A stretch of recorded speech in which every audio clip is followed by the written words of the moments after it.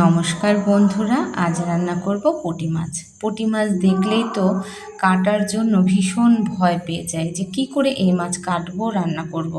কিন্তু মা শিখিয়েছে পুঁটি মাছগুলোর পেট আর লেজাটা কেটে নিয়ে ভালো করে যদি ঝুড়িতে ঘষা দিই তাহলে পুঁটি মাছগুলোর আঁশটাগুলো একদম ভালো মতো পরিষ্কার হয়ে যায় এবং তারপরে ধুয়ে নিলে পুঁটি মাছগুলো একদম পরিষ্কার হয়ে যায়।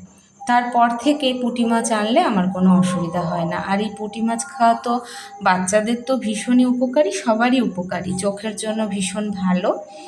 তাই কষ্ট হলেও এই মাছ রান্না করি, ভাজা করে মেয়েদের দিই খেতে। আবার কখনো কখনো ঝোল রান্না করি বা মাখা মাখা করি। তো আজ পুঁটি মাছগুলো কেটে নিয়ে চলুন কি রান্না করছি আপনাদের সাথে শেয়ার করি। প্রথমে দেখুন সব গুছিয়ে নিয়েছি, তারপরে পুঁটি মাছগুলো ভেজে ওই তেলেই পেঁয়াজ ভাজা করে আলু দিয়ে ভালো করে ভেজে নিয়ে তারপর নুন হলুদ দিয়ে মশলাগুলো দিয়ে ভালো করে একটু কষিয়ে নেব। তারপর জিরার গুঁড়ো লঙ্কার গুঁড়ো দিয়ে ভালো করে মশলাটা কষানো হয়ে গেলে মাছগুলো দিয়ে জল দিয়ে দেব। তারপর একটু মাখা মাখা হয়ে গেলে নামিয়ে নেব। এইভাবে আমি পুঁটি মাছগুলো রান্না করি।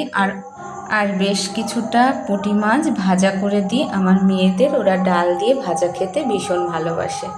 তো বন্ধুরা, তোমরা কে কে পুঁটি মাছ খেতে ভালোবাসো অবশ্যই কমেন্ট করে জানিও, আর আমার রান্নাটা কেমন হয়েছে অবশ্যই জানিও। আর ভালো লাগলে আমার পাশে তোমরা ভালোবেসে থেকো।